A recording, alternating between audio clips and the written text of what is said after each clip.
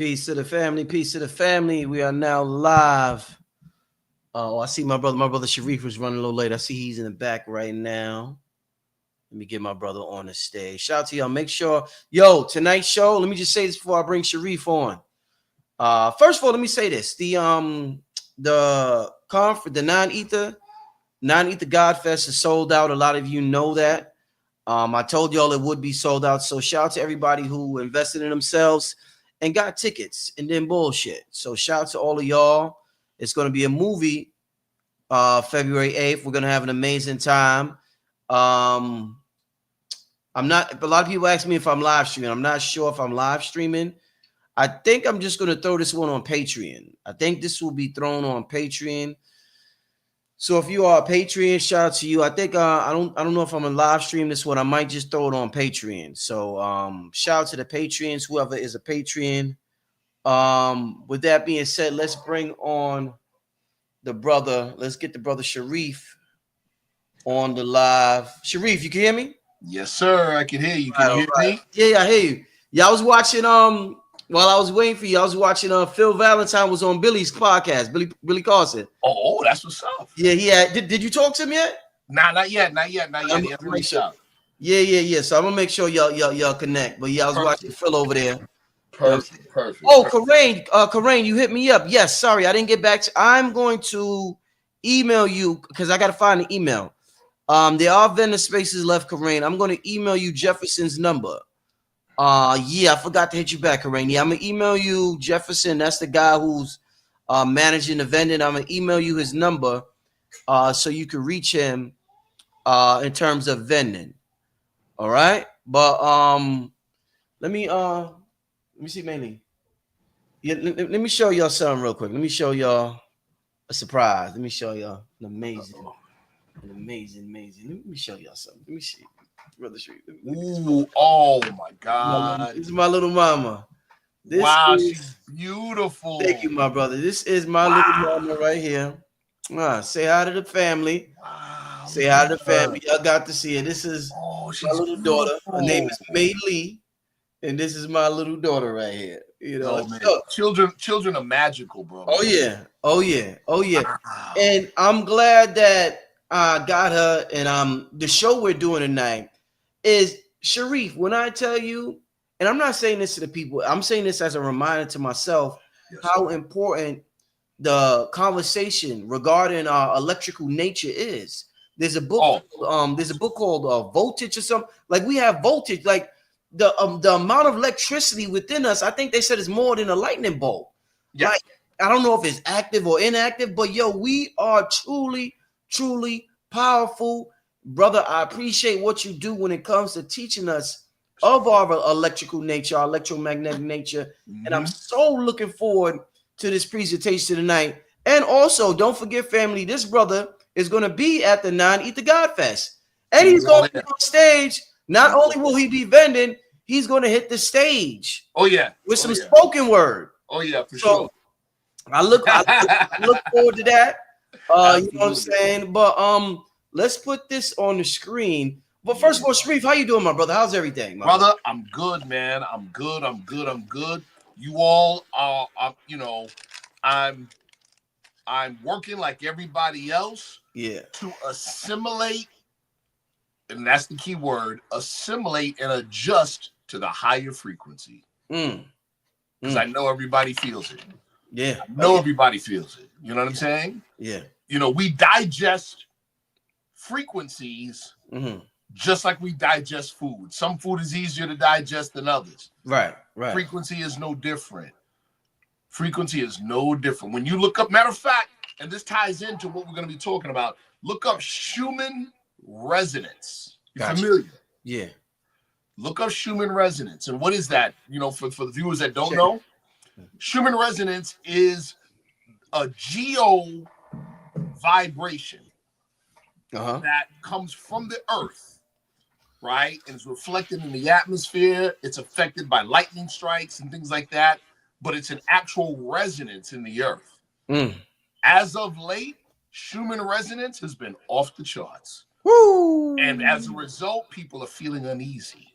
Ooh. You see what I'm saying? Ooh. It's contributing. Listen, it ain't no mistake that you see a full court social political press during this time period. Oh, okay. Okay. Yeah, it's not a mistake because it takes advantage of the uneasiness that people are feeling, right? And Right. when you're uneasy, when you're off kilter, you tend to make decisions based on your passions as opposed to reason. Mm. Mm. See? Hey, Sharif. Yes, sir. In terms of, let's see, we before because I want you to get to your presentation, Of but course. in terms of current events, Yes. when you look at AI, there's a huge. You know how they had what was that? What was the race with the guns called? The arms race. Arms race. Yeah, it's an Yeah, AI race. yeah. Yeah. Now it's an AI race. Yeah. As an energy man, as an energy healer, as a man who taps into the chi energy of the planet, of the Yes. earth, of the Yes. human body. Yes. What are your thoughts on the AI race and our intelligence, our technology that you Glad teach? you asked that. Yeah. So I created years ago a novel bioenergetic approach. Mhm. And that bioenergetic approach we call bioenergetic transhumanism. Mm. So when you're seeing things like AI, cyborg technology, right? That's generally called transhumanism. But when you generally see the term transhumanism, it's looking at machine-human interface or just advancing of machines. See, we firmly believe that the human organism is the ultimate machine. See? So when we're talking about bioenergetics and we're talking about Qigong and things like that, we're talking about making this is the transhuman. This is where the transhuman, transformation happens or should happen. Right. This is the technology. The human body's the technology. You see what I'm saying? Mm. So in relation to your question, what we're having, the problem is that artificial tech is surpassing biotech. Whew. And so that's the race, people. Shit, that's the real race. That's the real race. The real Damn. race is can biotech, can human consciousness stay ahead of AI? Oh. That's the race, people. That's the issue right there. What a way to start the show. With that being said, brother Sharif, let's get this thing going. Planet Chi. Planet I've heard. I think the brother Rashad Jamal, shout out to him. He used to say the planet used to be called Planet Key. I think.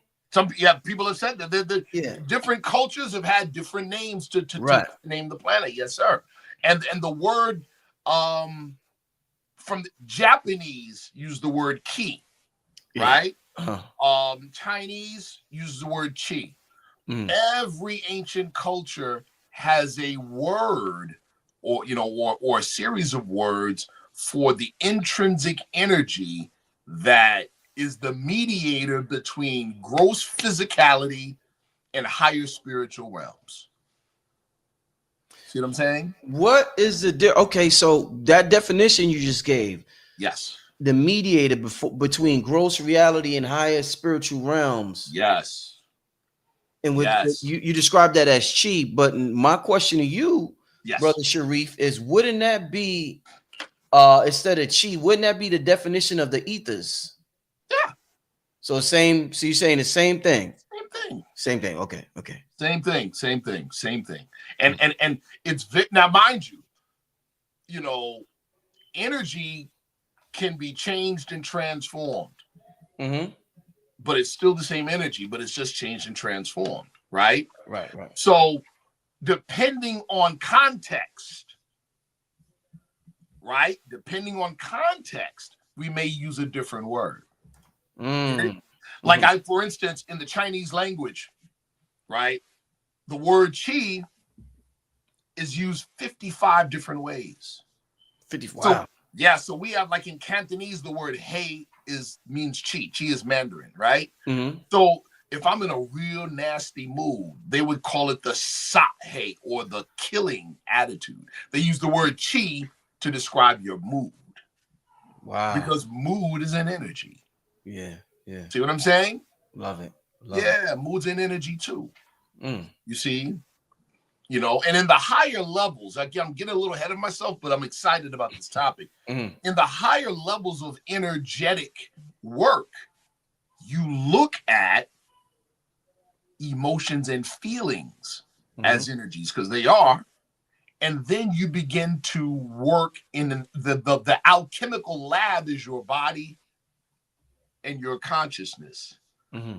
And you learn to work with those energies like you're in a chemistry lab. Mm. Mm. Here, I'll give you a quick example. Mm-hmm. The body naturally does it. You get overwhelmed with joy because you're so happy, like your baby daughter. Mm-hmm. You immediately start to cry. Why? Why are you crying when you're happy? Mm. Because the extreme of an emotion can cause the psyche to crack. Mm. So the body has a fail-safe. Oh, okay, tears to Mm. balance things out. Get it? Mm. So releasing water balances it out? No, sadness. The feeling of sadness balances the overabundance of happiness. Okay. Okay. Get it? Just Uh-huh. like when you're mad, sometimes you get so mad you either cry or you laugh. Mm. Ooh, that's Because deep. the extreme of any one of these can crack the psyche. People lose it. Right. Yeah. Wow. Sharif, man, let's get this thing started. Let's go. Let's I'm go. excited. Yep. Planet Chi, demystifying the human bioenergetic system. We're going to go some places with this. By the way, at the top of the screen, it says the Sagala Institute for Bioenergetic Transhumanism. That is my brand. That is my company related to bioenergetics. Okay. Sagala is an old word coined by the Dogon tribe, the Dogon priesthood of Mali. Sagala is the name they give to the substance of Sirius B, the star Sirius B, which is a white dwarf, the star that they've known about for thousands of years, long before the Europeans invented the radio telescope and found out for themselves, right? And Sirius B, the substance of Sirius B, of that star, is so dense that a spoonful of it would drop to the center of the earth, Wow. right? And so it's literally considered the Dogon priesthood say it's a metal. And they call that metal Sagala, right? The significance of it is that it's something small, but it's so dense and so power packed that it influences things here on Earth. Mm. So that's the idea. The idea is that it's something small, but so powerful that it has an influence on things for a great distance away from it. Mm. Yeah. Amazing. Yes, Shout out sir. to Billy. Billy, I appreciate the donation. Shout out to Forbidden Knowledge. Excellent interview. Excellent interview tonight, Billy. Yes, sir. Salute to Billy Carson. That's the comrade. All right, next slide. All right. Let's get this thing going. All right, what is chi? Right? So I'm just going to read the slide, but you guys, viewers, right? Screenshot the slide so you have it for yourself. When the average person goes into a house and turns on a light, he or she is only cognizant of the fact that there's a relationship between the light switch and the light fixture. They are not, however, knowledgeable on the nature of the relationship itself. The same goes for the toilet handle and the toilet function, the central air system console and the vents, and especially the wireless TV remote and the television set. But now the electrician or the plumber or the HVAC technician and the cable installation technician, when any or all four of these individuals walk into a house, they see it in a totally different way, because each of these individuals are keenly familiar with the unseen functions of the relationships that the average person knows little about. These individuals can be said to be aware of and familiar with the energetic function of the home, the things that allow the home space to function as an actual home and not simply an inert shell. It can be said that each of these individuals are experts in dealing with portions of the energetic body of the home. Next slide. Bioenergetics education and training provides you the same abilities for the maintenance of your body that the plumber, the electrician, the HVAC tech, and the cable guy have for your home. For instance, regular maintenance by these people in your home can detect hidden issues that can be corrected before major damage is done to the home. Likewise, in old China, and not just old China, anywhere that deals with energetic medicine, you would see your doctor more when you were well than you were sick. Well, why is that? Because an energetic imbalance lies at the source of disease. So if we can detect the energetic imbalance, we can correct it before physical symptoms occur. Okay. The system that the light and the light switch belong to have visible components, which are the switch and the light, and the hidden components composed of the wiring, the circuitry, etc. It is the hidden bioelectric and biohydraulic and biochemical systems of the human body that we will be talking about. It's extremely important that we learn to see the inner physical components of the body as bioenergetic functions. Follow me on this. Very important. If, as an apple tree farmer, I want to improve the quality of the apples on the tree, I don't work on the apple, I work on the tree. On the light system in my home, I do not improve the quality of the light performance by working on the light bulb. I have to work on the system. I got to work on the wiring, the circuitry, etc. Likewise, in the human body, the physical organs are considered the fruit of its corresponding bioenergetic system. So if I want to improve the function of the heart, for instance, I have to work on its bioenergetic wiring. What I just explained to you is the logic behind acupuncture and things like that. Next slide. All right, let's go. Qigong defined. And now, mind you, I just want to let everyone know, right? This isn't just educational. This is going to be interactional. You all, before we're done, are going to feel your own bioenergy, and you're going to know it to be so. That's going to happen. We're going to do that. Qigong defined. This is what Qigong means. The word Qigong together means breath or energy work. That's what it means. But a complete definition of it is this: the use of the mind and the breath to access and manipulate the human bioenergetic field. It's also the training to regulate the bioenergy of the heart system. Why the heart? Here we go. You all are familiar with yin and yang, right? If yin is soft, yang is hard. If yin is down, yang is up. If yin is hidden, yang is what's obvious. All right. A newborn baby like your daughter, dear brother, very soft, very delicate, very pliable, very flexible. Am I right? Yes, sir. That she's more of a yin state than a yang state. Mm-hmm.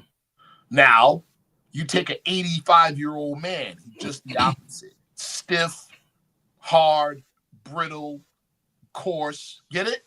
Mm-hmm. He's more yang than yin. Mm-hmm. So if yin is like water and yang is like fire, then the act of aging is going from yin to yang. Aging literally means you are burning up energetically. Now, the most yang organ of the major organ systems is the heart. The most yin organ, like water, is the kidney. So that's why we say training is to regulate the bioenergy of the heart system. Why? Because if we can regulate it, we could slow down the burning process. We could slow down the aging process. Get it? Yes. And not just increase length of life, but improve the quality of it as well. All right. Methods. Methods of moving chi, moving energy. There's movement. In other words, when you're dancing, you're moving energy. We're going to demystify this whole thing tonight, people. Meditation, using the mind. Wherever your thought is, that's where the energy is. That's important. And then breath work. The breathing helps you access the energy. You all are going to find out yourself. And then there are three primary regulations. The first regulation is the body, the physical body, and that's alignment. Some of you are old enough to remember back in the day, the floor model televisions with the antenna on the top, right? Mm-hmm. And how you had to adjust the antenna just right so you would get a clear picture, right? Mm-hmm. That is literally what we have to do with the physical body. You have to align it properly so that the energy flows smoothly. When the energy flows smoothly, you can now sense the energy with your attention. Okay, so the first regulation is the body. The second regulation is the breath, proper breathing. The third regulation is the mind, or now the mind can have attention on where the energy is. When you have the first two alignments, the mind can now easily sense your own energetic body. Okay? Our methods combine all three. That's what makes our methods so effective. We combine all three: movement, meditation, breath work. All three of them. Next slide. Here we go. What you are looking at here is the core. Again, imagine yourself as an electrician in training, but you're learning about bioelectricity. You're learning about the electric system of the human body. What you're now looking at is the core, okay? The core of the bioenergetic system of the human body. Now, while we go over these things, I want all of you to start thinking about other things too and how they may correlate from your previous study or your previous training or your previous education. Like, what do you notice here? What's one of the first things you notice in that diagram, Brother Rich? The energy's going up. Okay. Oh, I like that. Okay. But how many aspects of energy do we see here? Three. Oh, we see three. Yeah, three. Yeah, different. Yes. There's three spaces in the body. There's three containers where energy is, and then there's three different energies. That number three repeats itself 3 times. Right? That means, there's a number of things that go with that, but we'll get to that later.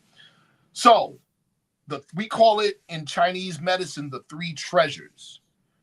And what separates these 3? Remember earlier we said energy, but we can purpose it and repurpose it. We can contextualize it for specific tasks, right? Mm-hmm. What you see here, and I characterize it by 3 different geometric shapes and 3 different colors. Those are the 3 primary colors, okay?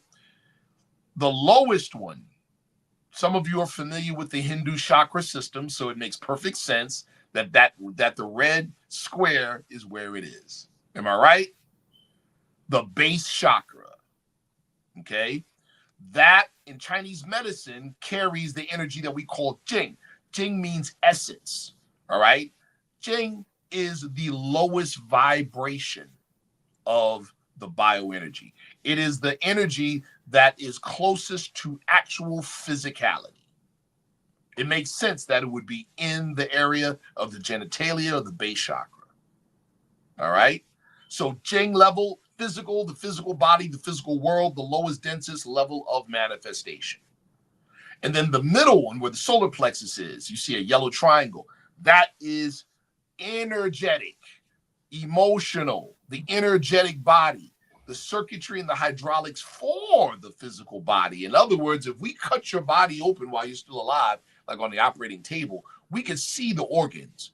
What we can't see is the energy causing the organs to operate. But we can see the result of that energy because we can see the organs moving. Does that make sense? Indeed. All right. So that is the chi level. Okay. And then we have the Shen level, which is an even higher vibratory rate. The Shen level, spirit, psychological, active imagination, what we call EMF or electromotive force, or more specifically, consciousness. Consciousness, as we're going to do in an exercise in a few minutes, consciousness is not the same as thinking, people. Let me say it again. Consciousness is not the same as thinking. Consciousness is above thinking, and I can prove it very easily. Really quick, everybody, close your eyes. Think about something that pissed you off. All right. Now, think about something that made you laugh out loud. All right, now open your eyes. Here's my first question. Were you able to observe your anger? Answer yes or no. Put it in the chat, family. Were you able to observe your happiness? Yes or no? Now, here's the next question, the most crucial question. What part of you was able to observe your thoughts? Whatever part of you that's able to observe the thought is higher than the thought. That's my point. See, consciousness is higher than thinking. If we were to speak from spiritual or religious perspective, thinking is a soul function, but spirit is higher than soul. Consciousness is higher than thinking. That is why you're able to observe your own thoughts, observe your own feelings, observe your own emotions. See? This is extremely important, people, for this kind of work. Very important. We've done this exercise before, and shout out to KRS-One. I saw that he did it as well. Well, you could say something out loud. We could say the numbers 1, 2, 3, 1, 2, 3. Now say it in your head. Now, next question. You guys have done this before. Did you hear yourself? Be careful with your answer. See? Because the immediate thought is, yes, I heard myself, but what did you hear when no sound was made? Right? But here's a better question. Who was doing the speaking and who was doing the listening? How about that? See? This is deep stuff, people. All right, at the bottom of this slide, you guys, is everybody relaxed? Everybody's good? We're about to do an exercise. Yes. Everybody's about to do this exercise. This is a very simple exercise, but everybody's going to drink the Kool-Aid after this. All right? Remember what we said. Qigong is a system by which we use the mind and the breath to manipulate the body energy. Here we go, people. Sit down and relax. What I want you to do is imagine below your navel. Imagine that there is a straw, a make-believe straw, and that straw goes all the way up to your head. What you're going to do, don't do it until I say go.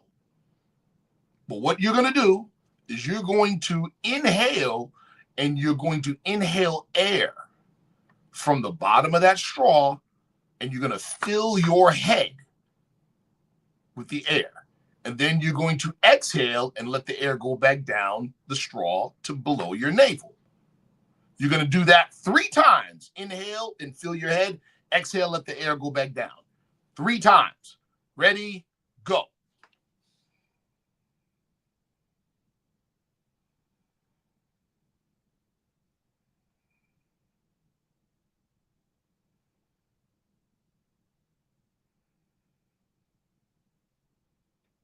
All right, very good.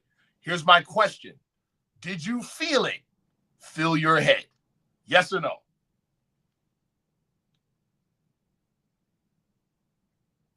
All right, I just finished. You was going too fast, man. I was on my second one. Oh, I'm sorry. My bad.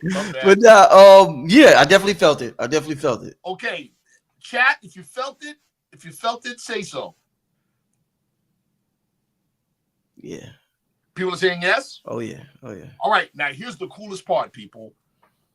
Here's the coolest part. See, I gave you guys a little bit of a crutch. We all know darn well ain't no lungs in our head, don't we? Mm-hmm. So what in the world did you feel? Boom.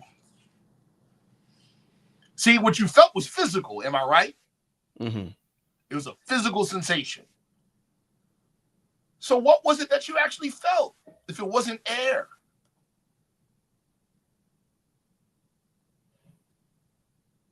All right, we're not done. Touch your solar plexus. Touch this part of your body right here. Just touch it.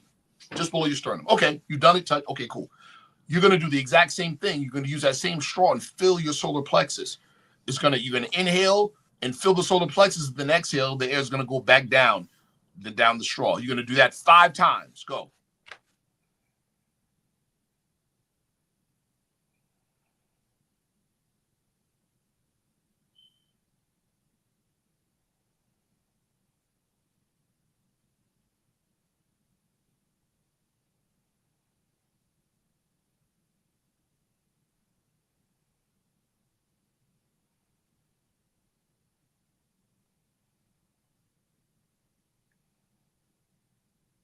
All right, 5 times. Did you feel it?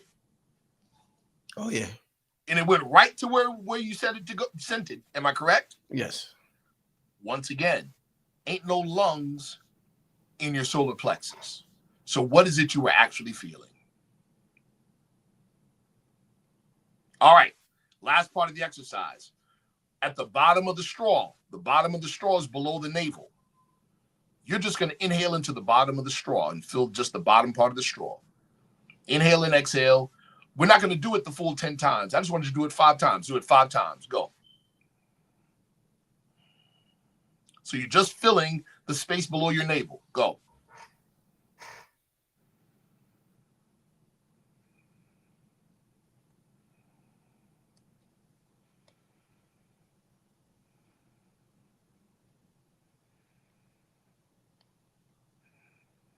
Rich, did you feel it? Got you. Yep. Mm-hmm. All right. Once again, the same question. Think about what we just did. You sent energy using your breath and your mind to access your own bioenergy. We sent it to the head, and there was a physical sensation. We sent it to the solar plexus, and there was a physical sensation. We sent it to the base chakra, and there was a physical sensation. See? What can we directly imply or infer from this, Brother Rich? We have the ability to direct energy to different parts of our body.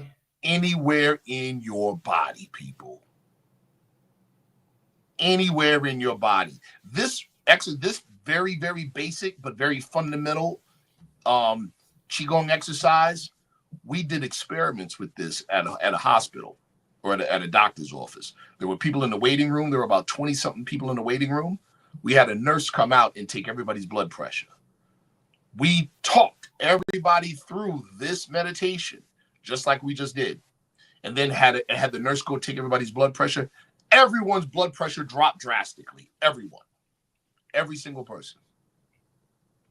So yes, you can use this very meditation. Anybody who has anxiety issues, anybody who has high blood pressure, you can use this to drop your blood pressure on command. On command. We call it the 3-5-10 meditation.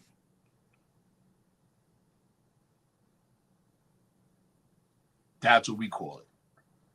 Are there any questions, Brother Rich? Let's ask the audience. Do you have any questions? Because listen, this kind of work demands interaction. Before we move on, any questions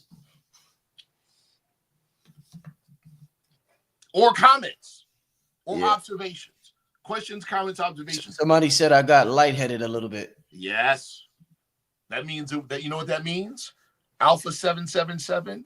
That means that your intent was stronger than your physical capacity could assimilate. That's what that means. Mm-hmm. That means your intent power, your intent, you have to tone down just a little bit so that your body can catch up.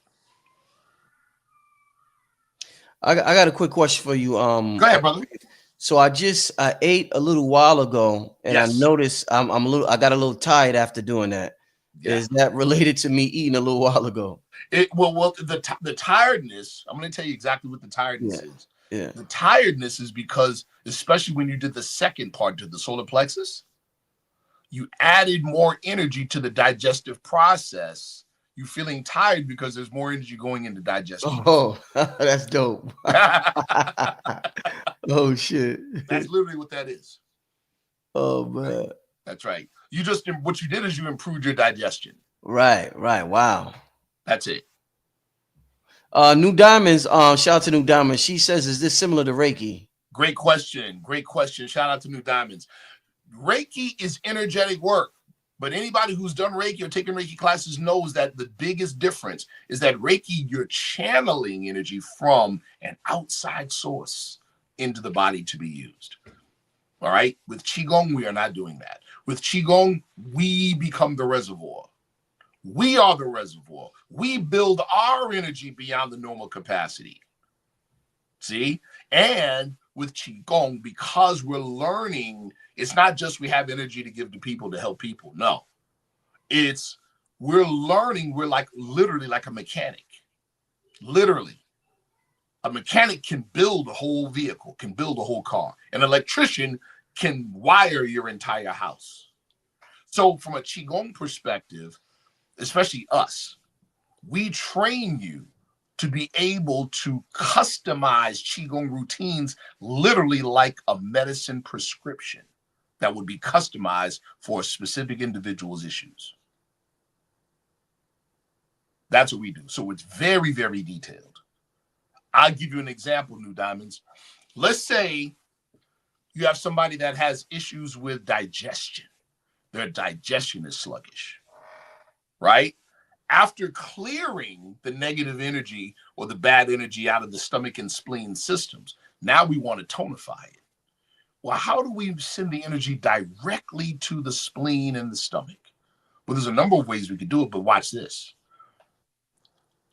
All of the organs have an alchemical color because the energy, follow me back up a little bit, the energy for each organ has its own mathematical frequency. But how in the world are you going to know that? And how in the world are you going to be able to attune, energetically to a particular number or whatever? You don't have to do that when you know the alchemical color for the organ. So the alchemical color for the spleen and stomach system is yellow. So you imagine to tonify the stomach and spleen, you color your energy yellow. And it goes right there. See? It's very specific, people. It's just as specific as acupuncture. Our knowledge for the Qigong is very, very deep and very, very detailed. We can be just as precise as an acupuncturist. So that's the biggest difference between Reiki and what we do. That's a good question. Oh yeah. Oh yeah. Very good question.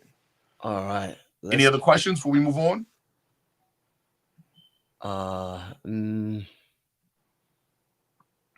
Yeah, I don't want to get to all of them because we'll be here all day. But yeah, we'll be here all day. Yeah, no doubt.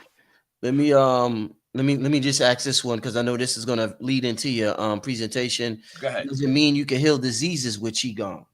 We do it routinely. Mm-hmm. And we've got testimonials. Some of them I can't say on. I don't want to get your page flagged. We got testimonials. I have a student who for years she had chronic liver issues, toxicity, right? And for years going to the doctors didn't know what to do. All they could do is say, here's some painkillers. She took our intensive medical Qigong course and literally healed herself. With some assistance, I took part in some of it, but she literally healed herself. Literally. I'll say this one thing, and hopefully it doesn't get. I don't think it'll get you in trouble. My older training brother runs a Qigong clinic. He sees 10 patients a day, every day. He has over 24 full cancer remissions from his treatment. We play no games with this thing. Yep, we play no games.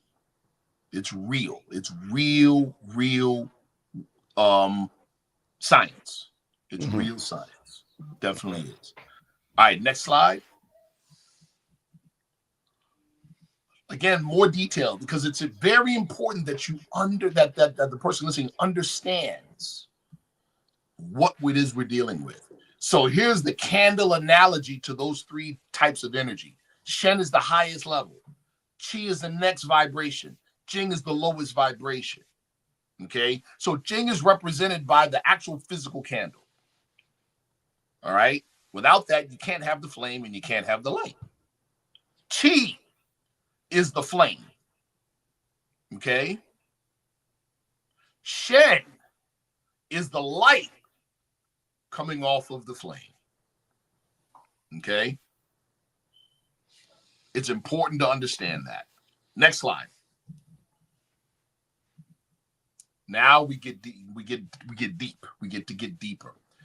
So you have the three treasures, of course. Again, Shen in the head, Qi in the solar plexus midsection, Jing in the lower torso. Those are the three treasures, the three fields or containers, and then the three spaces in the body that they're in. Okay? And then the relationships. Again, screenshot the slide, people. The relation between Shen and Jing. Abundant Jing is the substratum of a strong and clear Shen. We understand this one very well because we will. I'm going to show you how we understand it. We understand it from the negative perspective. When people say things like, I screwed my brains out last night, there you go. Jing is related directly to the sexual function. Shen related to thought, the thought process. Get it? So abundant Jing is the substratum of a strong and clear Shen, thinking. All right. Jing and Qi. Qi transforms the food. So in the midsection, the middle part of the body is where we have combustive energy. Energy from breathing, energy from food. That is Qi in that respect. Okay? Qi transforms the food and it feeds the Jing or the essence. And Jing generates Qi. We have a chart that's going to show that a little bit later. And then the relation between Qi and Shen. Calming the breathing brings about a focused, solid spirit. Abundant Qi gives powerful consciousness. A focused spirit activates the Qi because it's the intent that leads energy. The mind influences the breathing. Any questions on this slide before we move on? No. Again, this is actual science, people. Next slide. This is a Qi synthesis flow chart. If you look at the far left of the slide, you see air, food, and drink, raw materials, right? Air goes into the lungs, food goes into the stomach spleen system. The lungs then create what we call air Qi, in other words, oxygen. The stomach and spleen systems create what's called food Qi. In other words, it extracts the nutrients from the food. Those then combine through the lungs. How do they combine through the lungs? Because that the essence of the food is then combined and put into the blood in the lungs. And then it is, or the air from the lungs, is combined with the essence from the food. And then it's transmitted throughout the body through the bloodstream. And now you look at the far right, you see kidneys. That is the seat of Jing or essence. Let's talk about that for a second. Jing is akin to DNA. We call it ancestral Qi or ancestral energy. It is the energy that you inherited from your parents. The seat of the essence is the kidneys and the external kidneys. The external kidneys are the testicles in men and ovaries in women. This is the seat of what you inherited from your parents. On the Kabbalistic tree of life, this is the ninth Sephiroth, Yesod. That's what that is. So the kidneys supply what we would call original Qi. In other words, Qi that's produced from the essence. And when that is added to what we call the acquired Qi, the Qi that you got from the air and what you got from food and what you got from thought, now you have the bottom of the chart, what we call true Qi, which is then used to either protect the body and or nourish and feed the body. That is the end product. You see how that works? Yes? Gotcha. All righty. Next slide. Now we start to see. Let me just share this with you all. I've been involved with bioenergetic study from the military and the medicinal and the spiritual perspectives since the late 80s. I've also been involved, as you all know, in a number of esoteric and occult orders. It took a lot of time for me to realize that the Western esoteric occult tradition is the bioenergetic tradition. It's just in the West, it was kept more secret than in the East. In the West, it was driven into secrecy because it was tortured out of our people in the Spanish Inquisition. Literally tortured out of our people. If you knew anything about this stuff, because these are things that were taught in higher education in the universities that our forefathers and foremothers established in Spain, Cordova, and in Seville. Also, too, in West Africa, Timbuktu, in Fez, in Baghdad. We established all of these in Egypt. This was considered higher learning.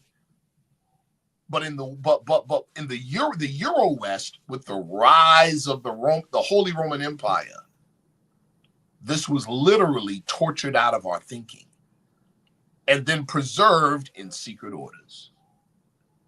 All right. So all of these things touch. Consciousness or spirit connects with energy, thought, or chi, which connects with the physical body. Here are the key points, people. Think about the exercise that we did. I gave you a framework for your mind. We combined that with the breath. And the result was physical sensation, precise physical sensation in the desired spot in the body. So let's look at these key points. All three of these treasures influence each other. Therefore, follow me, people. Now we're dealing with secret knowledge. The projection of consciousness can and does elicit energetic changes and physical sensation. Consciousness is not bound by space and time. Let me repeat that. Consciousness is not bound by space and time. And consciousness is the true self. Does that make sense, Brother Rich? Total sense. Consciousness is the true self. What we call in religious lingo the fall of man is man's consciousness shrinking from non-locality to locality inside our flesh. That's the fall. See? Our job is to raise our thoughts to infinite wisdom. In other words, expand our perception and consciousness beyond our physical body. Consciousness can observe thought, as we just realized before we did the exercise. Therefore, intent leads the energy. Energy animates the flesh. Thus, directed thought can regulate the energy to heal oneself. This perspective, this narrative, people, is not only secret.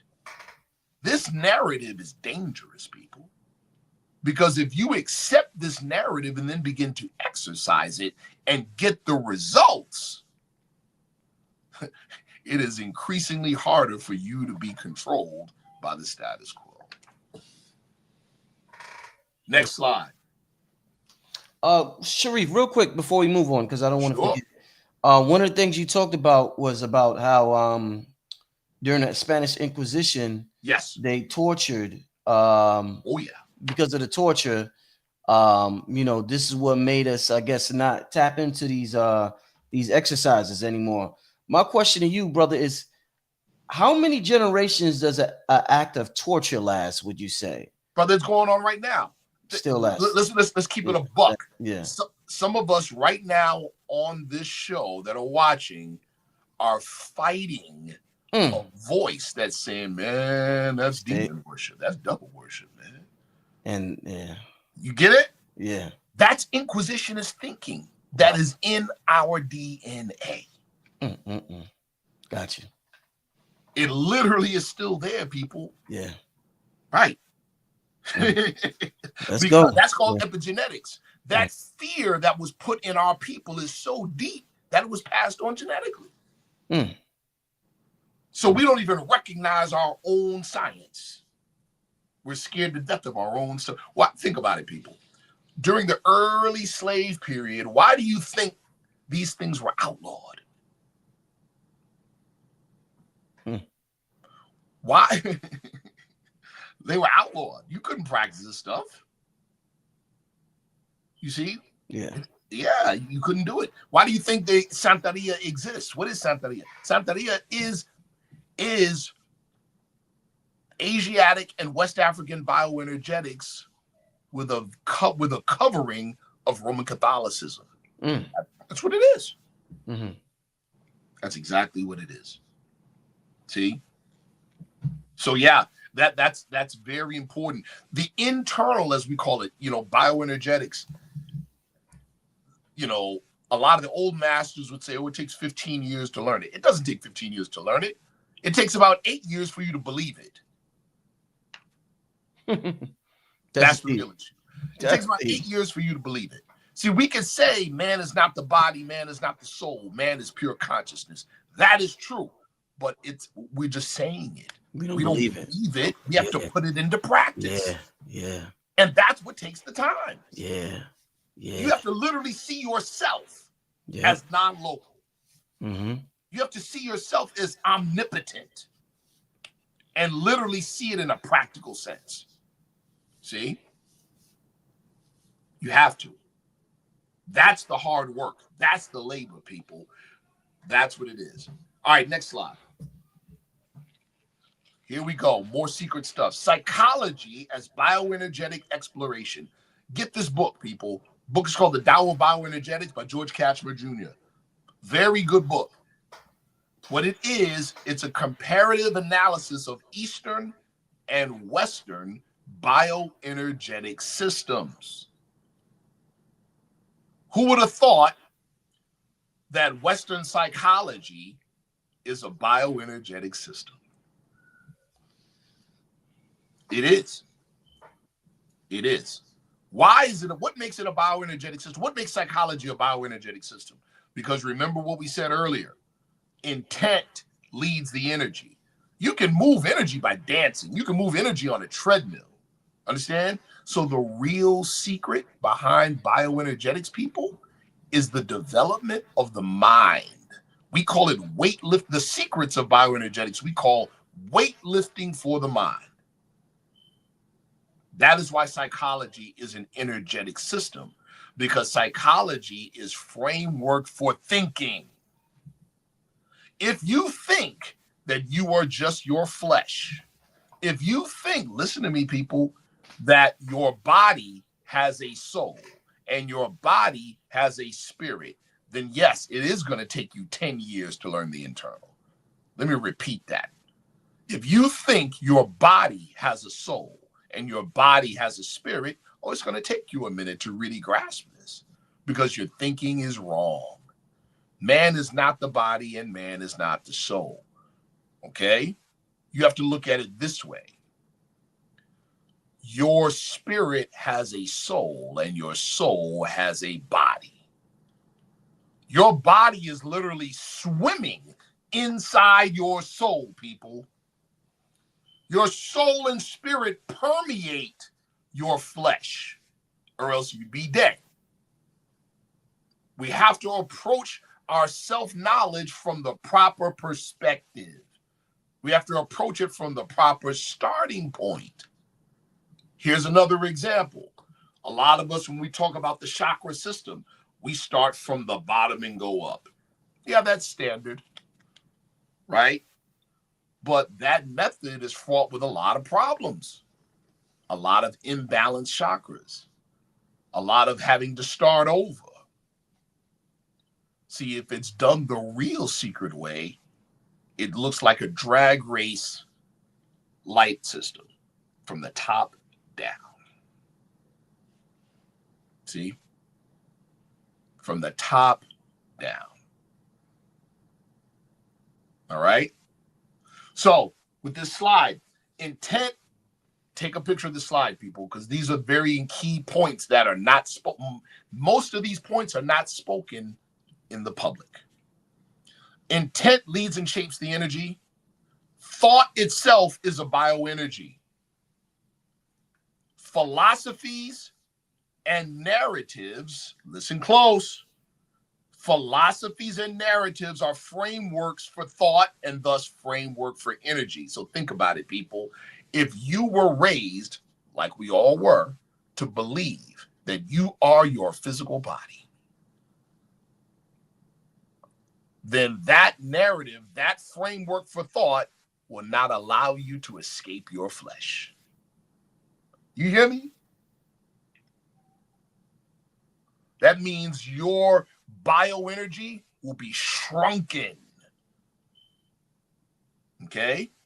Philosophies and narratives are frameworks for thought and thus energy.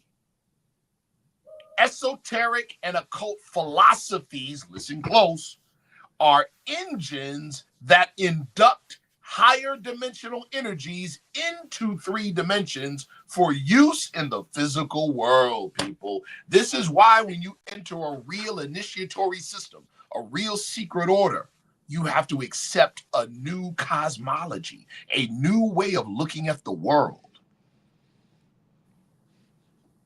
That is the initiation, or the first part of the initiation. You have to accept another worldview.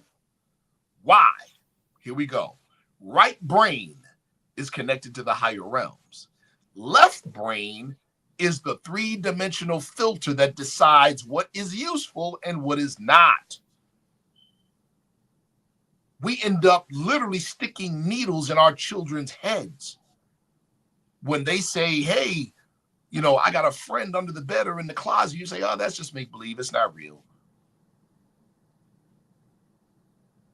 And they go, oh, okay, mommy must be right, daddy must be right. So guess what? Their left brain now turns off the part of the right brain that showed them something very real. You hear me, Brother Rich? Oh, I'm hearing you. I'm hearing you, brother. Yo, so follow me. Right brain is connected to the universe. It's connected to the higher dimensions. Mm-hmm. Right brain already knows everything. Mm-hmm. Left brain filters what we use. Left brain is our belief system. It's left brain where the ego resides. See?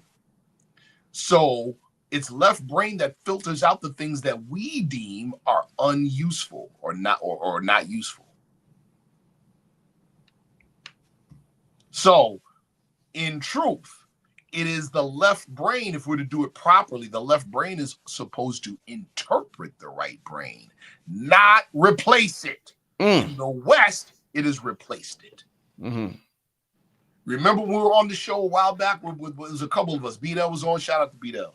Shout out to Rod Hayes. Shout out to Billy Carson. And we were all on the show, and we were talking about writing from left to right as opposed to right to left. Yeah, that was a fun show. Yeah. See?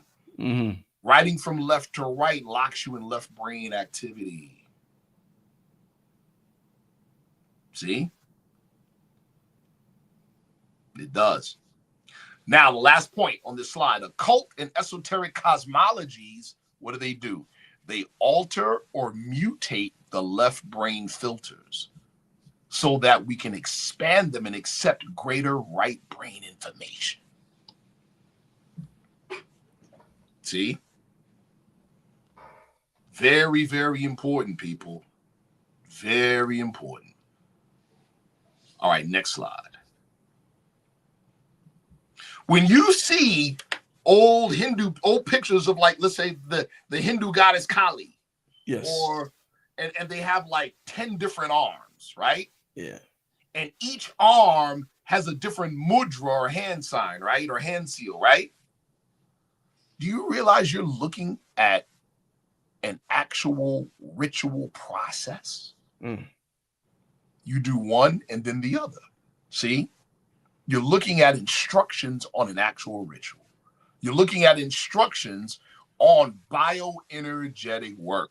Occult art is literally a map for your consciousness.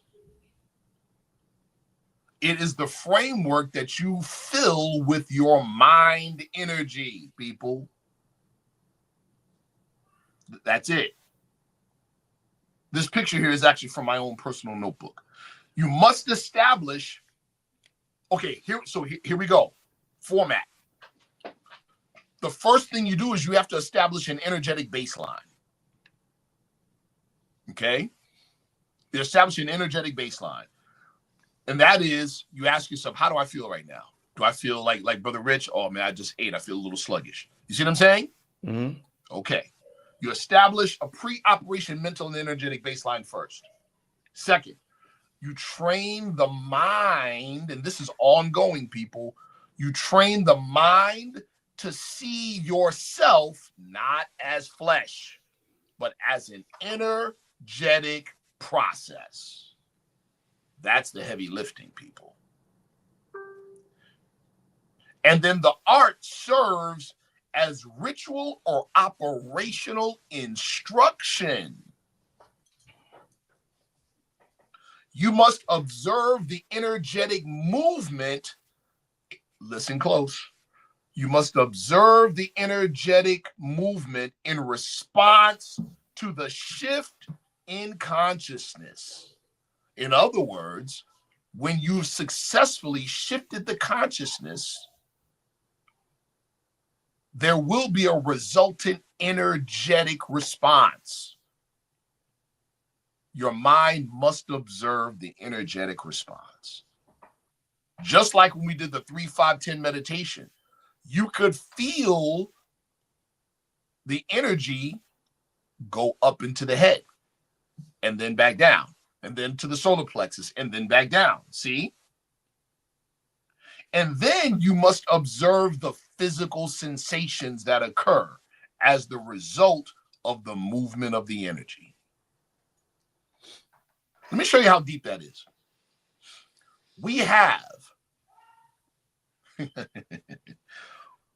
in our repertoire an exercise for weightlifting for the mind. It's a meditation called Opening to the Universe. And a part of this meditation involves literally popping your imagination out in the space above the building, for instance, where you may be, right? And then out past the atmosphere into space. And then when we return back to our bodies, when we get feedback from the participants, every single person says that when they pop their consciousness out into space, they all felt cold. And then when they brought the consciousness back into the atmosphere, they got warm again. Why do you think that is, Brother Rich?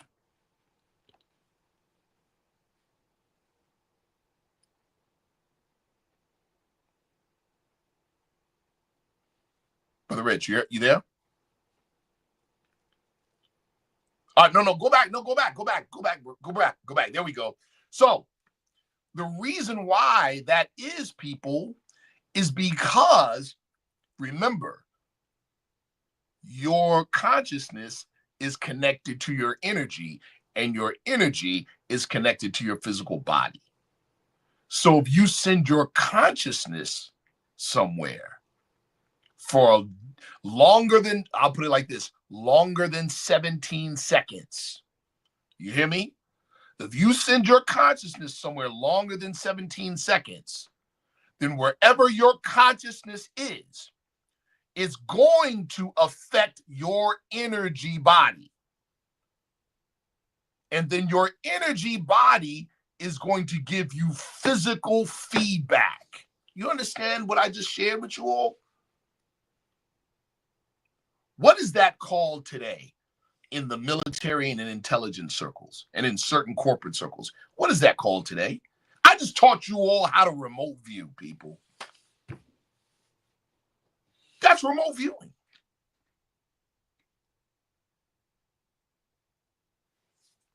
Brother Rich, you with me?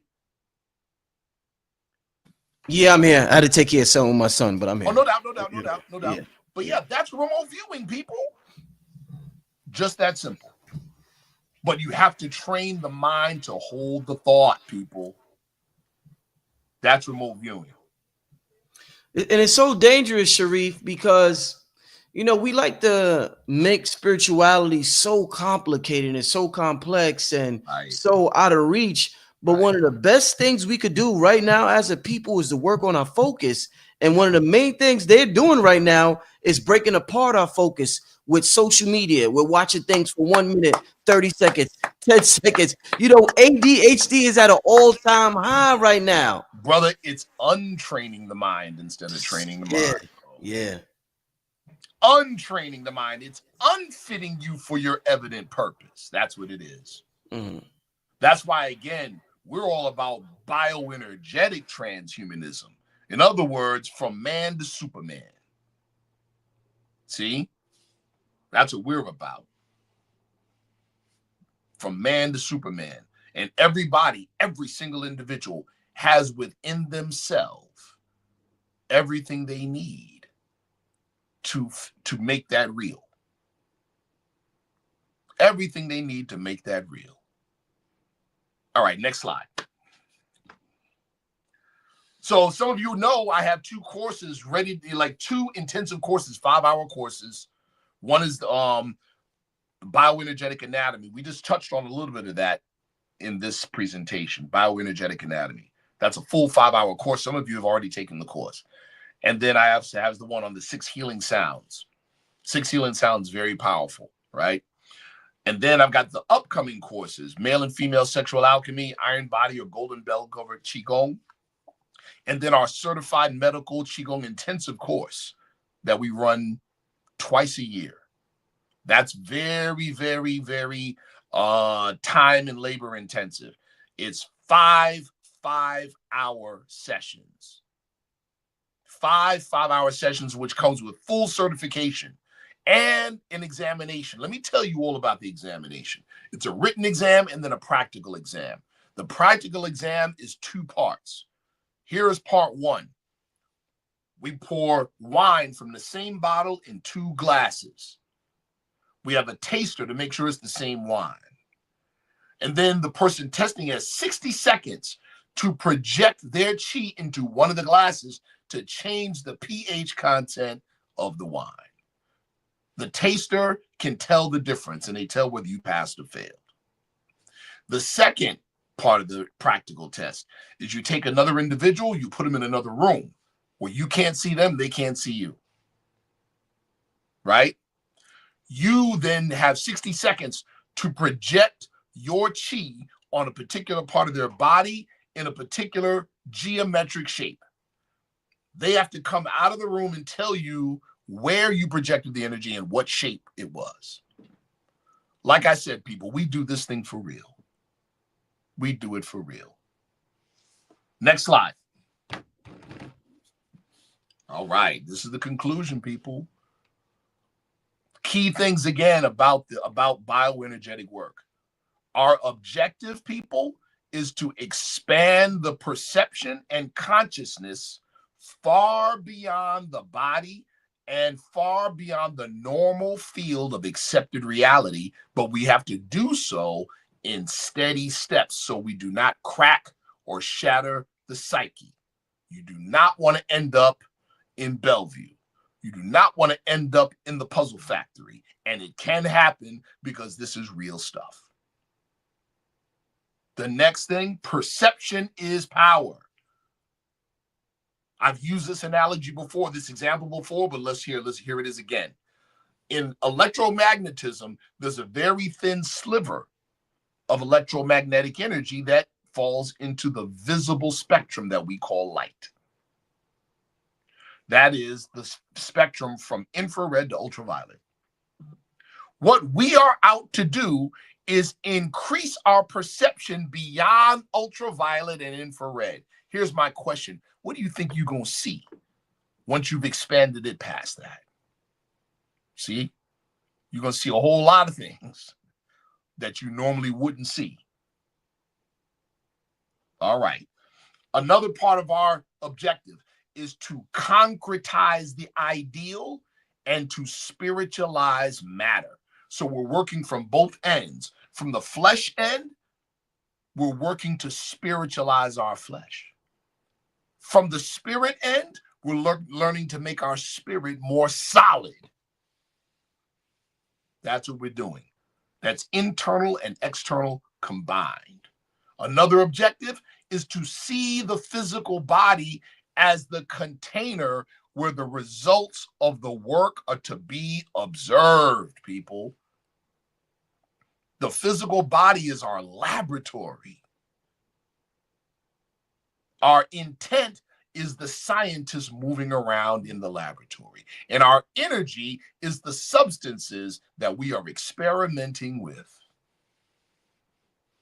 And then lastly, and most importantly, people, you must train the mind the way you train a muscle. That is the most important thing. Train the mind the same way you would train a bicep, people. Very important. Brother, I'm ready for questions, brother. That is the presentation. All right. Let's yeah, that was a good one. That was a good one, Brother Sharif. That was a good one indeed. Yeah, there's a lot, brother. There's so much to it. It's almost I didn't know where to start. I said, all right, let me just start with basic stuff. But even the stuff I just shared, a lot of this stuff is not said publicly. It's kept under lock and key. Right. Yeah, I know a lot of people was probably curious about when you talked about the chakras going from top to bottom. My whole life in being in the spiritual community, new age, whatever you want to call it, we're taught about it going from the bottom to the top. So maybe you could start out by elaborating on that. Let's do that in these societies. Let's do that. Right. So think of it like this, right? Even from the Judeo-Christian perspective, human beings are what? Considered children of God, right? Well, if you're a child of God, what are you when you grow up? So how did God create creation? He didn't do it from the bottom up. He did it from the... See? He did it from the top down. Damn. Okay. Okay. See what I'm saying? To do it from the bottom up means what? A lack of self-knowledge. See? When you start from the right perspective, man and God are one. Then you already know where to start. All you're doing is doing what? You are duplicating or imitating the creative process just in the microcosmic framework. Indeed. So you go from here, right? In the beginning, God created the heavens and the earth was without form and void. In other words, this is empty. You clear the mind. And darkness is on the face of the deep, and the Spirit of God moved on the face of the waters. And God said, what? Let there be what? Light. And there was light. And God separated the light from the darkness. Those are the two hemispheres of the brain. Intuitive, right brain. Intellectual, left brain. You was talking about weightlifting for the mind earlier. Absolutely. And we know in life, for a lot of us are right-handed. Our right hand is usually stronger than our left hand, and we got to work on our left hand or our left arm to become as strong as our right arm. Yes. In terms of the right brain and the left brain, a lot of us have a stronger left brain because we don't use the right brain as much. You gave an example with the writing from right to left that could help the right side of the right hemisphere of the brain. What's some other mental weightlifting techniques for the right hemisphere? There's some that are so simple. A lot of the deeper secrets are so simple that people would just rather die than tell you. You know why? Because if they because if you tell people, they won't believe you anyway. It sounds too simple. See what I'm saying? So let me ask you real quick, Brother Rich, and I want you to answer as quick as possible. When you put on your shoes in the morning, which foot do you put on first? Quick. Exactly. See? See? Exactly. Man, come on, man. We don't pay attention. I don't know. Actually, you don't shit like that. but now I want you to think about it. Which shoe do you put on first? Probably my right one. Switch it. Switch it. When you put on your coat or you put on your shirt, which sleeve do you put in first? Switch it. Do you know what you're doing when you make yourself do this, people? There's video out now. There's video where it actually shows brain cells creating new neural pathways. Pathways when you. Yeah. That's how you consciously do it, people. Excellent. There's actual methods of creating new neural pathways. Just like you could develop neuromuscular pathways, yeah, we can develop neuroenergetic pathways. Excellent. See, but this is a way to do it because we're not paying enough attention. Get it? Remember we said weightlifting for the mind. That's why I asked that question. Yeah, indeed. See? Let's get to a few questions. Amazing show tonight. Let's get to a few questions from the people. Let me put my brother on the full screen. Yeah. I hope y'all took screenshots of that presentation. Let's see. Let me get to some super chats. Shout out to those who sent the super chat. I'm gonna get to your questions first. Oneness. Can you ask Brother Sharif to share the connection between kidneys and ancestral source? Yeah. Great question. All right. That's such a deep question. Right? So the kidney is the physical storehouse for the ancestral chi. In other words, what you inherited, not just from your parents, but before them and before them and before them and before them. Let's follow the bouncing ball, people. If that's where it's stored, that means that there is a physical place in your body that's connected to your ancestors. Did you all catch that? Before you continue, Sharif, let me just say this. The Black communities have a lot of dialysis centers for people who suffer from kidney failure. Yes. And my mother and my uncle died from kidney failure. So that's something. Yeah. Big deal. Yeah. It's a very big deal. The kidney, right? Energetically and alchemically, the kidney is the water element in the body. Water controls fire. All right. So it's that element that we want. That element roots us in, or helps to root us in physical life. So you've got two triangles, one going down, one going up. You guys have seen the hex alpha, the 6-pointed star. The one going down is water. The one going up is fire. What happens when they pass each other? You die. We need them to stay here as long as possible. Get it? That's it. So we've got to preserve the water. Now we're talking about things like, especially with men, seminal retention, transmutation of the energy, right? This is important. The connection between the kidneys and ancestral source. Again, from an alchemical perspective, the kidney and the ovaries in women and the testicles in men are the physical storehouse for your ancestral connection. Understand? Follow me on this, people. You all are familiar with the 7 chakras of the chakra system, right? They have physical storehouses too.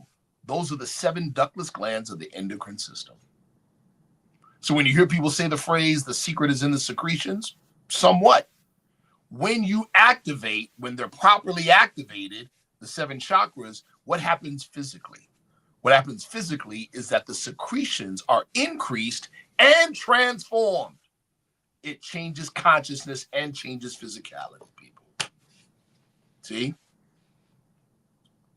So the endocrine system is the physical representation of the chakra system. The kidneys and the ovaries and testicles are the physical storehouse for the base chakra. And it's what connects you to your ancestors and your forefathers and your parents. Hopefully I answered the question. Oh yeah. Let's see what other super chats we got. Let me see. Okay. Peace. Do we have more chi when we fast? Is there a big difference? Oh yeah, absolutely. Absolutely. As you just experienced directly, Brother Rich, 30 to 40% of your body's energy goes to digest food. Mm-hmm. Mm-hmm. When you fast, a number of things happen, especially for at least 3 days. 3 days, right? First, there's a surplus of energy. And when you have a surplus of energy, the first thing the body does is it uses that to repair itself. Mm-hmm. That's why that first 3 days of fasting, your skin don't smell so good. Mm. Up here, you're irritable. Every little thing bothers you. It's because your senses are more heightened and more sensitive. And you're irritated because you're not used to the surplus of energy. It's uncomfortable. By day 3, you're good. You're pretty comfortable. You've balanced things out. Things have regulated. See? But yeah, there is a difference. Fasting is a great way to increase the body's energy and to clean it. Not just to increase it, but to clean the energy. Fasting is excellent. Mm-hmm. Excellent. Okay, let's get to the next question. Let's get to New Diamonds. Can you elaborate on the quantum field and or astral projection, please, and thank you for your wisdom. Dope. Great question, sis. The quantum field. So let's go back to what I had said. I'll use as an example. Let's go back to what I said about the base chakra and its connection to the ancestral energy. There it is. That's quantum entanglement. That is the space, or what our Haitian brothers would say, poncho or hot point. That is the physical hot point in your body that is quantumly entangled to your ancestors. You hear me? So quantum entanglement, really quick, you got particle A and particle B on two different sides of the universe. But if they're quantumly entangled, that means from the 3D perspective, I influence this one is affected instantaneously. No time lag. See, that's quantum entanglement. Now, as to astral projection, follow me. We had the 3 treasures, Shen, Spirit, Qi, and Jing, right? We have a body. We have an energetic body. We have a consciousness body. See? The astral plane is the lower part of the soul plane. What does that mean? If you already have a body in that space, then what's traveling is not your astral body per se. It's a part of your waking consciousness transferred to that body. See, that's called safe astral travel, recognizing the fact that you already have a body on that plane. You just got to put a bit of your waking consciousness into it. This is what is called lucid dreaming, where a part of your waking consciousness is in the dream state. That takes training, but all of us have experienced it, at one point or another, involuntarily. See? I hope I answered the question. Oh yeah. I got an advanced group in the chat tonight. Shout out to all of y'all. I see the conversation happening in the chat. Beautiful. Yeah, I need to do something with Sharif in the future too, in terms of a class or something, man. Because I'd be honored. This is some good stuff, y'all, and this is definitely and let me say this, Brother Rich. Yeah, we're kind of behind the 8 ball on this, so that's another reason why even my instructors are like, yeah, put it out there, because we're kind of behind the 8 ball right now, people. It's people need to know. Yeah. People. All right, let's get to. We're gonna do 3 more, and then we're gonna get out of here. Shout out to King Simon in the chat, sharing to King Simon. Yes, sir. Shout out to that brother right there. Appreciate you. All right. Also, another quick announcement. Priestess Aset Rob Men is going to be on the show Thursday. I think I'm taking them all off. I know she's going to be. No, I think I'm going to do a show by myself early in the afternoon tomorrow. She will be on Thursday, and I think Rod Hayes is going to be on Friday. Dope. So that's the lineup for the rest of the week.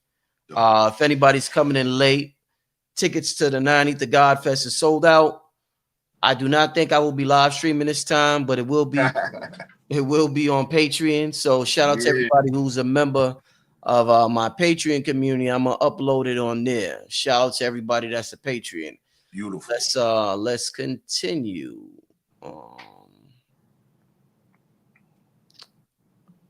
Give me a second, Sharif. Yes, sir. Okay, where in the body should we hold our attention, heart or mind? The mind is non-local. Let's just start with that. The mind and the brain aren't the same thing. Oh, yeah. Mind is non-local. So where in the body should we hold our attention? The answer to that, quite simple, is wherever you desire to hold it. But see, in that, there's a lot of responsibility, right? Because now you all are thinking, man, wherever my mind is, that's where the energy is. That's correct. So if your mind's on negative stuff, what do you think you're manifesting energetically? See? That means it demands that we have greater mental discipline. That's why we talked about weightlifting for the mind. This has to be strengthened and disciplined. See? So where in the body should we hold our attention, heart or mind? Watch, it all depends on, now a more detailed answer to that is it all depends on what you need accomplished. So watch me, people. I've done this. This is an emergency one. Let's say you got anxiety. You've got heart palpitations. Your blood pressure spiked. Think about the webbing in between your big toe and the second toe. That point is an acupoint called liver 2. Put your mind on that point as if you're breathing into that point. Do it for 60 seconds. Your heart rate will drop.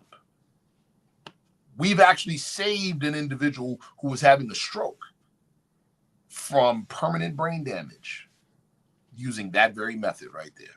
Except I did it physically. I literally pressed the point with my, because they were stroking out at the time.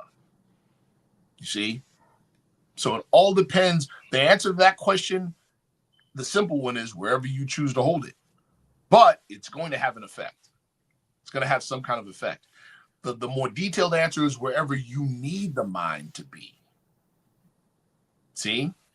Well, let me ask you a question based on his question, Sharif. Sure. What makes a healthier individual? An individual whose brain takes more orders from the heart, or an individual whose heart takes more orders from the brain? Good question. Here's the prerequisite for both. Mm-hmm. They both got to be disciplined before you can trust either one. Mm-hmm. You hear me? Yeah. They both got to be disciplined before you can trust either one. See? You have to train the thinking, or you have to train the consciousness to be attentive to the good of the energy. Let me repeat that. You see? You have to have the training. Remember we talked earlier about alignment? I have to know if my body's in the proper alignment for the energy to flow smoothly. I got to know that the decision I'm about to make is not based on my passions, but based on a reason. See what I mean? Yeah. So you have to, the prerequisite to trusting either one is that you have to have them both trained and disciplined. Okay. Very important. So now think about what I just said, right? About dropping your heart rate. Because think about it. When we're in our passions, what happens? Our energy's going up into our head, not down where we're calm. See that? Okay. So that method of, putting your mind on liver 2 on your feet is a way to do what? Calm the passions. And when you can calm the passions, especially in the heat of conflict. See, it's easy to do when everything's cool around you. Can you do it in the moment when you're ready to knock somebody's block off? Can you do it when you're scared to death and you're, right, in survival mode? Can you calm the heart down? Remember we said in the beginning, regulate the heart. Yeah. See, can you do it then? That takes training. That takes discipline, people. Got you. Yeah. And only then, think about it. Think about it. How often have we heard people, men and women, talking, especially in the conscious community, the intuition, you got to trust the intuition. You got to trust, but we got to make sure the intuition is trustworthy. How often have we said, oh, I know this is the right one. This sister right here, she's the right one for me. I feel it. My intuition says so, only to be wrong. Yeah. How often does that happen? Yeah. See, the intuition has to be disciplined. It has to be trained. See, the heart mind has to be trained. The intellect has to be trained. See? Yeah, there's some interesting stuff, Sharif. Yes, sir. Let's keep this thing going. Let me see. Okay.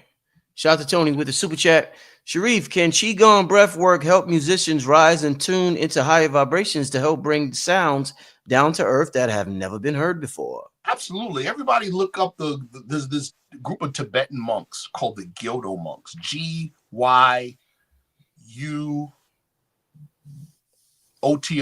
I believe that's how it's pronounced or it's spelled. The Gyodo monks. Right? These monks chant in multiple tones, one person, 2 or more tones, like some crazy stuff. And when they chant together, you hear another tone that's not coming from somebody that's not coming from one of the other individuals. It's their collective tones, and then another tone is present that's not being produced by any one of them. It's crazy. It's crazy. So the answer to that is yes. Yes.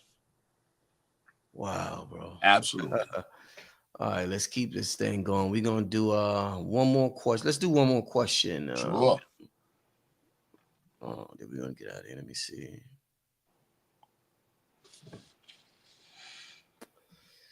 Would you say the Holy Quran Circle 7 and 120 lessons are occult maps for ancestral chi? Somebody's been, ooh, okay. Remember what I said earlier? Wow, that's such a great question.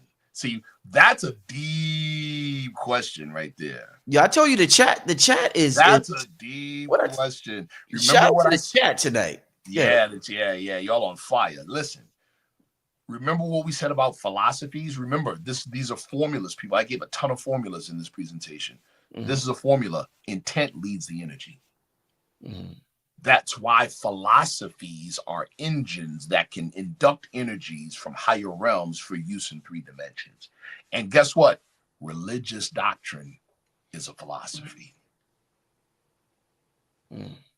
Y'all caught that? Religious doctrine is a philosophy. That's why religious knowledge rules the world. Whether we believe in religion or not is irrelevant. See? Religious knowledge rules the world because it shapes thinking. You see?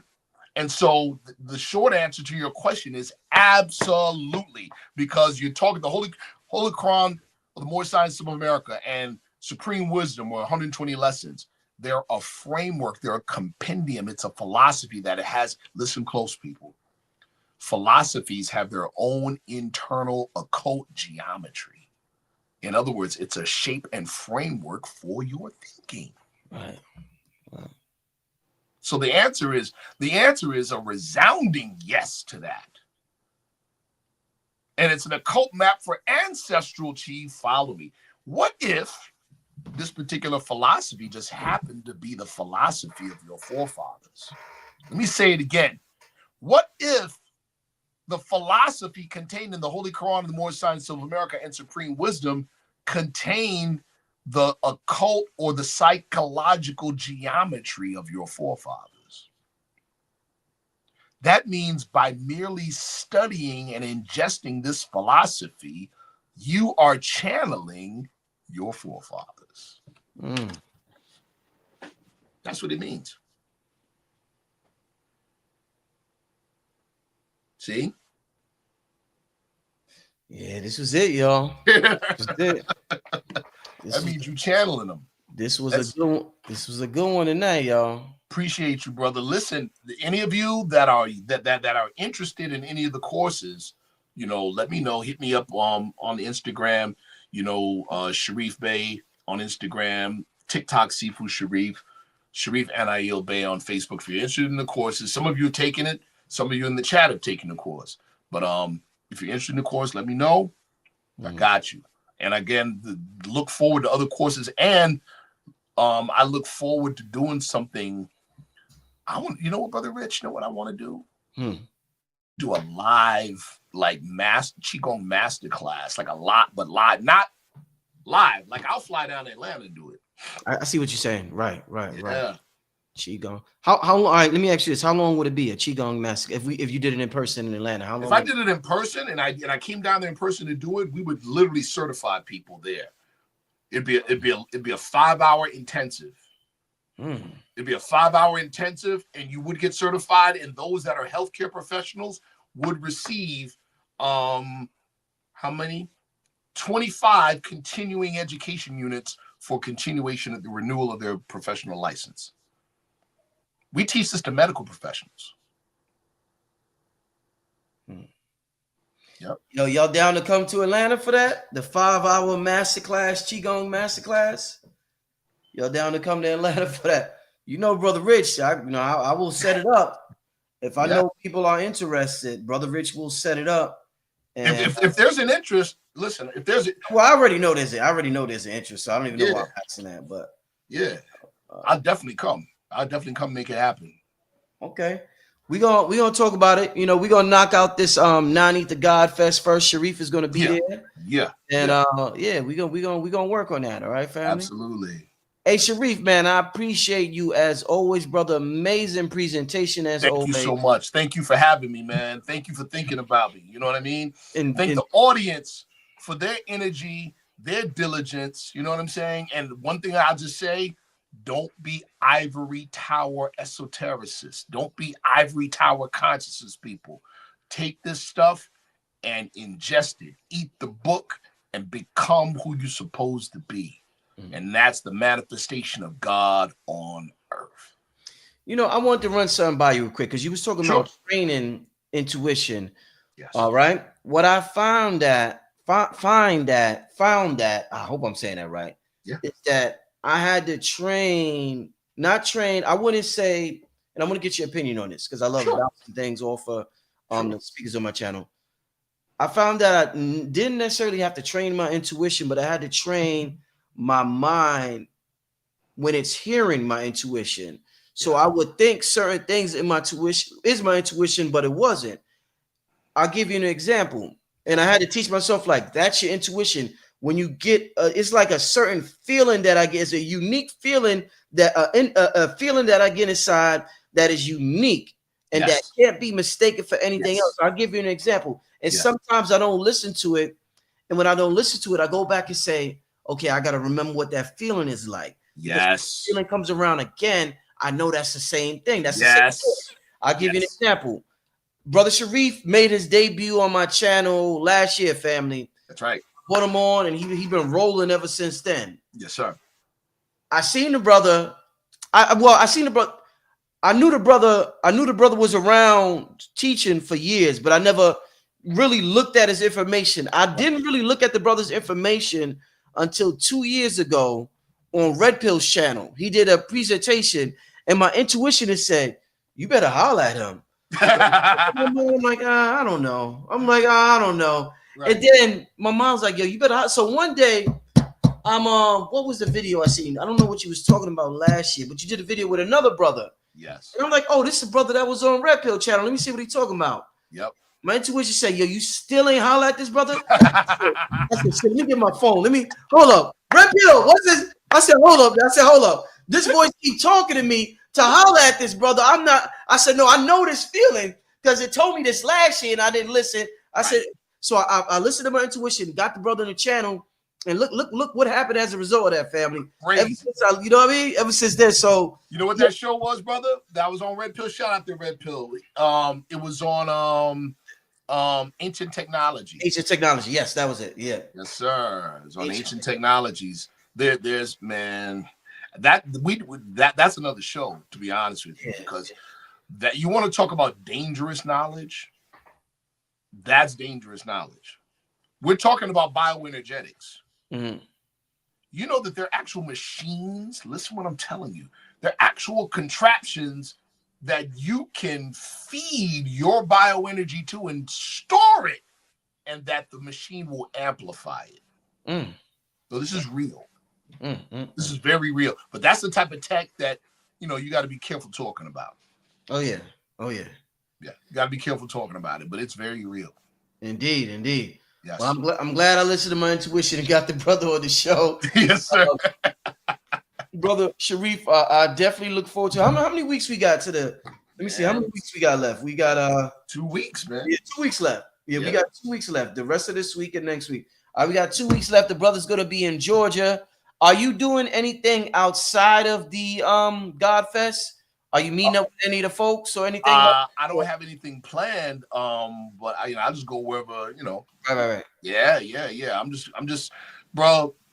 The event, and I said this to you before, and I'm sure the audience is gonna feel me on this. Brother, you have a special calling.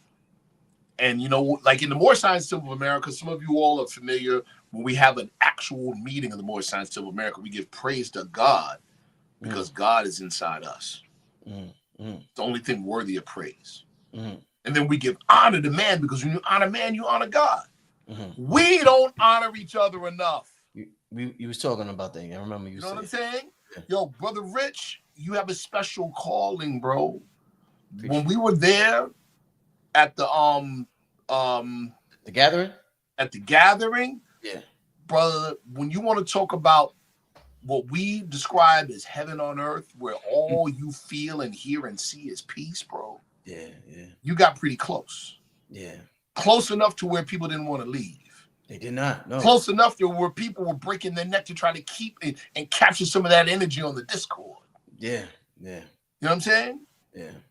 Now but see, you're due honor for that. You put that together. And ain't nothing wrong with stating that, bro. Ain't nothing wrong with us saying it and giving you honor for it. Appreciate it. See? Appreciate it, my brother. Yeah, brother. Definitely. Yeah. That's a special thing right there. Yeah.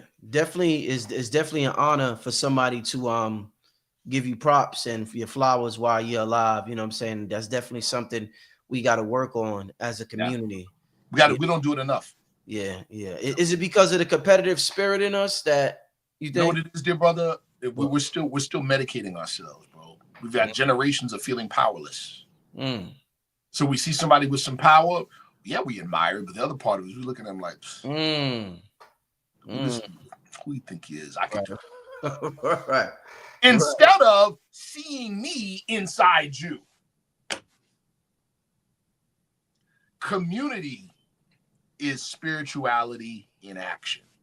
Because in a community, I can see myself in Brother Rich. So when Brother Rich is happy about his newborn daughter, I'm happy. My little girl. See what I'm saying? I'm happy. When Brother Rich is upset or hurt because I'm hurt. We have to start seeing. Listen, we have to start doing that. Oh yeah. Instead of thinking this every Negro for himself thing. See, that's how we fall. Indeed.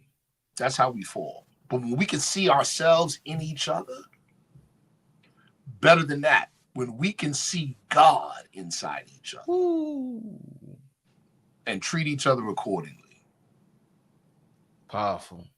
That's it. True gems from the brother Sharif. Sir. Family, once again, thank you so much for tuning in. Yes, brother Sharif, I'm going to talk to you. I want to talk to you in a couple of days because I want to elaborate more on bringing you down here for Qigong Masterclass. Do it, bro. So we're going to talk about that. And with that being said, family, I will see y'all Thursday night. Not tomorrow, Thursday night. I will see y'all Thursday night. Everybody have a safe night, wonderful night. Peace and blessings, family. All right, peace. Peace. Yep. Peace.